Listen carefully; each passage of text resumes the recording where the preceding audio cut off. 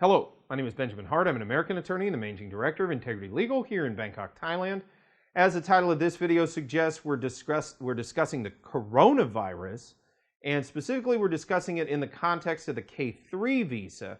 I have had a number of emails and correspondence come to me in the past few weeks since the coronavirus has really become a major news item, and frankly, it's certainly concerning, the issues surrounding the coronavirus. It's my understanding that effectively there are no visas being issued to the United States from mainland China or from many places in mainland China as of the time of this video. But this video is specifically going to look at things from the region of Southeast Asia.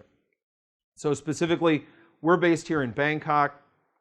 I deal with a lot of cases in Laos and Cambodia, a few out of Myanmar and Vietnam, and so we're kind of going to do this from a Southeast Asian perspective.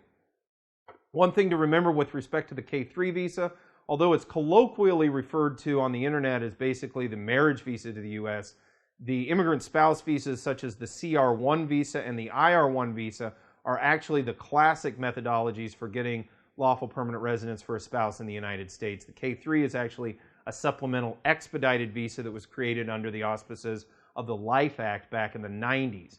But the thing to take away from this video is the fact that as of now, what we're dealing with respect to the coronavirus, I think it's best to go ahead and quote this proclamation on suspension of entry as immigrants and non-immigrants of persons who pose a risk of transmitting 2019 novel coronavirus. That is from whitehouse.gov.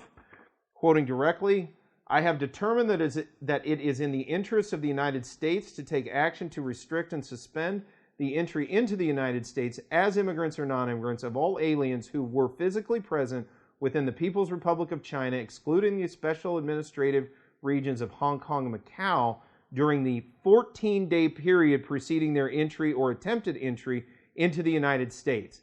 I have also determined that the United States should take all necessary and appropriate measures to facilitate orderly medical screening and, where appropriate, quarantine of persons allowed to enter the United States who may have been exposed to this virus.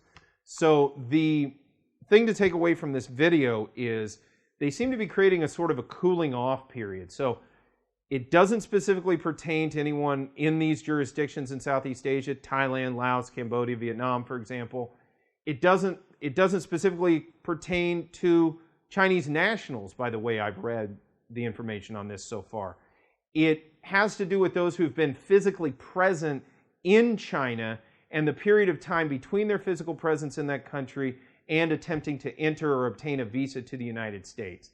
So I think what they're trying to do is engineer a sort of, for lack of a better term, cooling off period for those who've been in China in order to better be apprised of their risk of transmission of this virus further, because it's my understanding, at least at the time of this video, it's the understanding that, or I should say the conventional wisdom, that there is a 2-week incubation period for this virus. So I think that they're basically putting folks in a cooling off period. If you're applying from Thailand, you came back from Beijing 10 days ago, they're going to want to wait a minute to make sure that you're not infected with this virus before issuing a visa and allowing you to go to the United States.